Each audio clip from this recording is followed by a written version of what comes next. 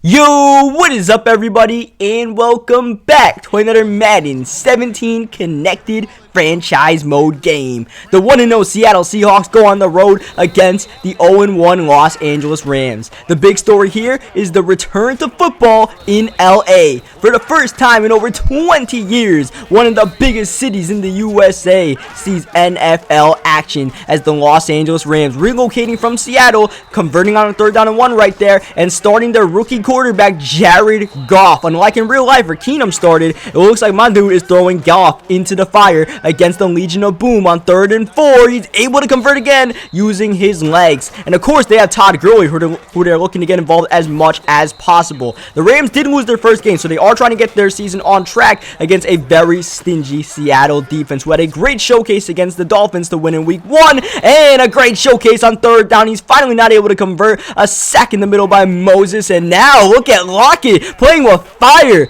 I tried to just catch the ball in the end zone. If I didn't like what I saw, I would take the touchback, but Lockett did not catch it cleanly and ended up muffing it a little bit right there. We only got the ball about the 8-yard line as we run the ball with Troy Hope. The running back situation is a little bit iffy as we convert the 3rd down to Luke Wilson. Thomas Rawls, broken collarbone. He is out 8 weeks. So, in the meantime, we have CJ Prosise, mainly a pass-catching running back, and Troy Pope, the rookie, who are both going to be splitting carries out the backfield as we throw it to Kurz, trying to avoid the pressure. 3rd down, finding Prosise right there, but that's not even close to a 1st down. That was a bad read of the defense right there. I immediately checked it down thinking there was some blitz on that side, and it didn't work out for us. So, he punts, I punt. So far, slow game, just like it was last week against the Dolphins, where, you know, our offense took a little bit of time to get going. Goff looking to throw across the body, and it's intercepted by KJ Wright, and that is a major rookie mistake right there, throwing across the body and into the hands of one of the best coverage linebackers in the NFL. As you see Kurz get the screen pass, and Kurz getting the little out route right there. Back-to-back catches, able to move the chains. We are now in Hauschka's field goal range, obviously trying to get more than that. Tyler Lockett getting the 1st down. We did not have a go-to receiver in week 1, but if there ever was one of those guys, it was probably Tyler Lockett, as we give it to Luke Wilson, who's able to make his 2nd catch of the day. Wilson is 8 for 8 passing so far. No downfield throws, but it's been doing just good enough to get us to the goal-to-go situation. But this is where we struggled last week at the goal line, and it looks like we're struggling again. 3rd down and goal play. Action, Wilson taken down, ball picked up by the Los Angeles Rams. Pinkins with the recovery, and no points out of that drive for us. Back-to-back turnovers after back-to-back punts as Goff is able to escape using his mobility. Oh, but that was a bad mistake as he's able to escape his own end zone. 2nd down and 10. Intercepted. That's Lane. That's a touchdown, and that happened very quickly. He tried to take the check down, but Jeremy Lane sat all over it, knowing he was throwing a lot of those screen passes out the backfield, motioning his guys out, running the Chip Kelly 49ers offense as he drops the pass right there. I just, shaded underneath on the defense, and it worked out for us. As you guys see, we're getting some nice pressure off the edge. Of course, we have one of the better pass rushes in the league in Seattle, and they do not have one of the better receiving cores in Los Angeles.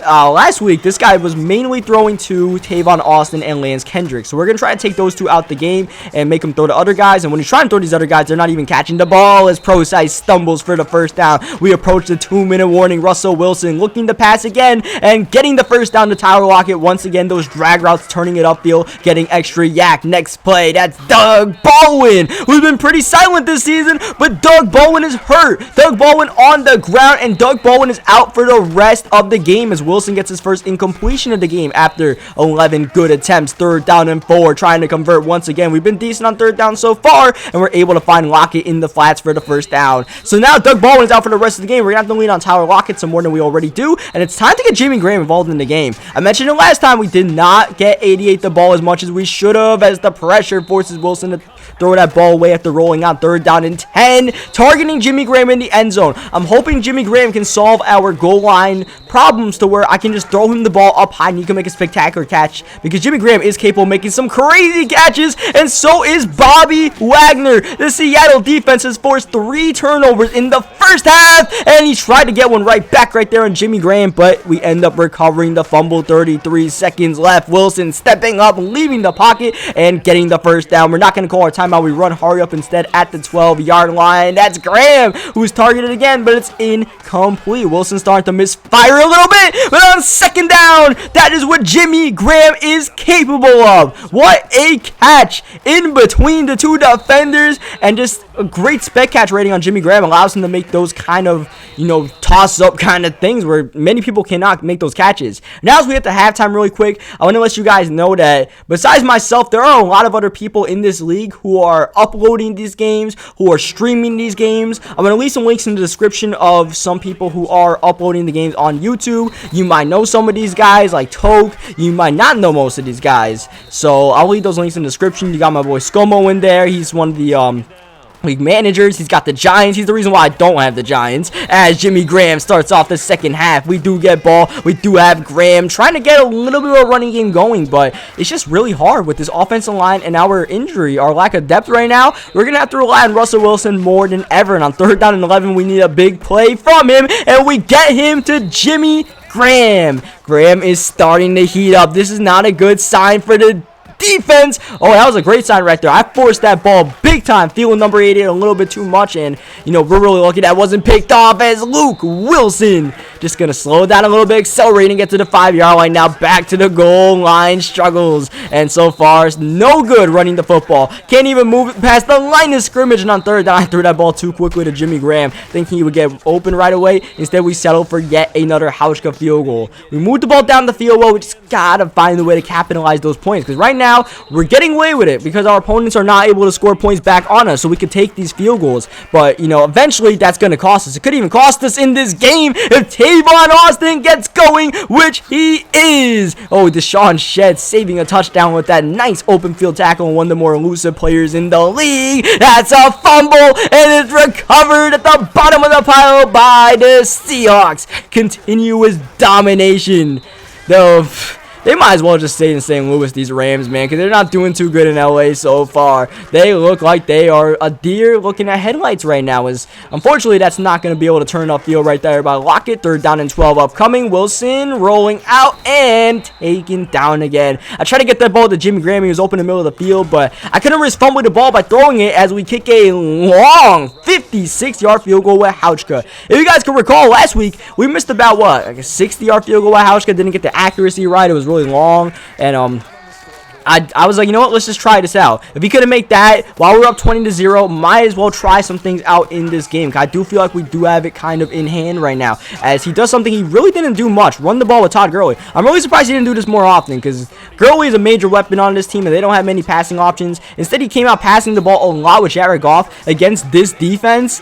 Probably not the move, as he throws it and gets the catch to Lance Kendricks in the middle of the field. I mentioned it before, his two main targets were Kendricks and Tavon Austin. They're right there. He found Jeremy Lane for the 2nd time this game on the interception, crossing the formation, and Jeremy Lane might be a contender for Defensive Player of the Week in the NFC with the way he's playing today. 2nd down in the 4th quarter, finding Tyler Lockett on the drag route. Complete control of this game for the Seahawks. So at this point, I'm trying to try out new things, and it's going to burn us right here as we get intercepted. I believe that's Maurice Alexander with the pick, the free safety for the LA Rams. He's been doing decent this season. And meanwhile, this guy, he's trying to call a lot of screen passes, a lot of really short passes. I mean, it's a good idea. Get the rookie quarterback going by getting nice conservative passes, but this defense is just way too smart, and we're all over that kind of stuff. 3rd down and 20, all over that. 4th down and 20, might as well go for it, down 23-0. See what can happen. You never know. One-on-one coverage, lob it deep, but it's incomplete, intended for Kenny Britt, who came into this game without a catch so far this season.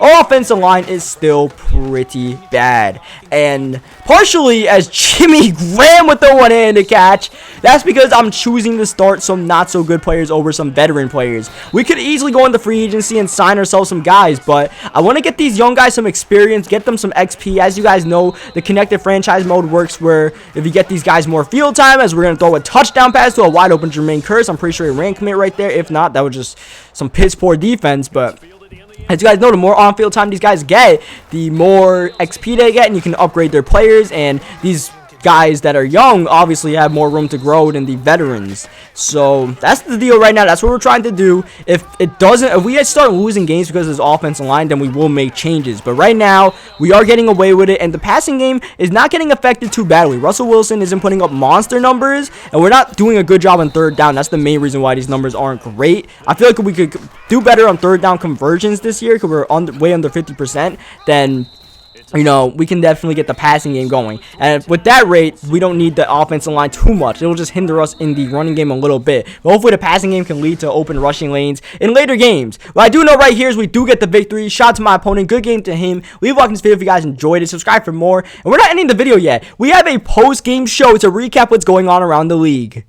Yo, what's up, guys, and welcome to the Primetime Football League post-game show. We're going to try to recap what's going on around the league. As you guys can see, not every game has finished yet. One of the games that have finished was our division rival, the San Francisco 49ers, who did win their first game of the season, losing badly to Carolina. The Steelers lose to Cincinnati in Pittsburgh. That's a big loss right there. New England taking care of business against the Dolphins, who we beat earlier in the season. As you guys look through the scores, the Cleveland Browns are actually 2-0 this season, beating the Baltimore Ravens. You guys can see our Seattle Seahawks, a 30-0 victory. The only shutout in the league, it looks like, so far this week. The Panthers put on quite the beating. The Oakland Raiders again blowing out their opponent. A close one in Denver, where Bronco Beef barely beats the Melonhead and the Indianapolis Colts. As we go closer in this game, you can see the Colts tried to make a comeback, but the Broncos were able to withstand that. And then you guys can see at the bottom, Green Bay winning Sunday Night Football against Minnesota, unlike real life where Minnesota was able to get that game. And then Philadelphia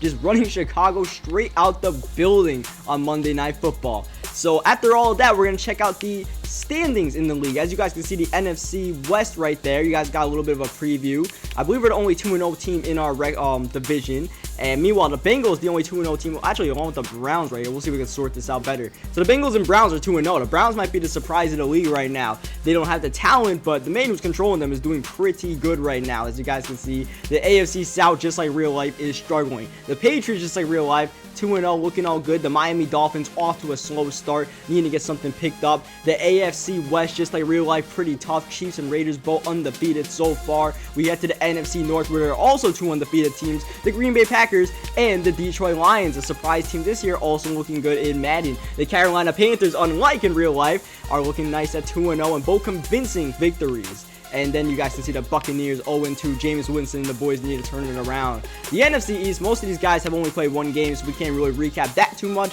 And then as you guys can see, in the NFC West, the Rams, who we beat, are now 0-2. And now the Cardinals are 1-1. So the Seahawks looking pretty decent in their division. In case you were wondering what happened with Doug Baldwin after that big hit, he has a shoulder tear and is out for 4 weeks. He's joining Thomas Rawls with a broken collarbone on the IR. So two key pieces for the Seattle offense are already injured, and we're going to have to rely on that defense more than we already do. As if the Chicago Bears weren't doing bad enough. Not only is Jay Cutler out for almost 2 months with a dislocated ankle, Alshon Jeffrey also out with broken ribs for a little over a month. And then you guys can see Stephon Diggs out for a month for the Vikings. Their top pass catcher is out for a while. We have major injury news in Green Bay, where Aaron Rodgers has a broken collarbone. And so does Randall Cobb. With the Rodgers injury is bad. That man is out for 6 weeks. The quarterback for the Patriots might be Scott Hurley. Who knows? You see Julian Edelman. A lot of people have broken collarbones in the league. Some people stayed safe. Some people don't have a single injury. Meanwhile, there's teams like us who are missing 2 of our key players. We're going to look at some stats around the league. Starting off with the passing numbers, where as you guys can see, Andrew Luck is leading the league in passing yardage, but has 6 interceptions to his name, one of the highest in the league. Jared Goff and Ryan Tannehill, 2 of our opponents, are tied for the lead in the league. Meanwhile, the touchdown passing guy has been Matt Stafford and those 2-0 Detroit Lions, as well as Derek Carr and the Oakland Raiders. Both those guys are lighting it up. Only 1 interception each between those 2 guys. As you guys can see, Christian Hackenberg is apparently the new starter at quarterback while Aaron Rodgers is injured, and he had a pretty good game. As you guys saw, the Packers were 2-0. Hackenberg 72% completion percentage, right there with our boy Russell Wilson. As we look at the running back position, We find out the secret of the Cleveland Browns this year so far, and that's Isaiah Crowell. Over 150 yards average carrying within these 2 games. You see Jonathan Stewart, 6 rushing touchdowns in 2 games. David Johnson, just like real life, playing like a beast. Devontae Freeman and Adrian Peterson is healthy and running well. Now, finally, we will check out the receiving stats, where as you guys can see, Amari Cooper is leading the league in receiving, and Brandon Cooks traded to the Indianapolis Colts. He and T.Y. Hilton may not be tall, but they are combining for a lot of catches. You look down the league, you can see Jimmy Graham, after a big time game 2 of our season, was able to climb up the leaderboards. The leader in touchdown receptions is Marvin Jones with 5.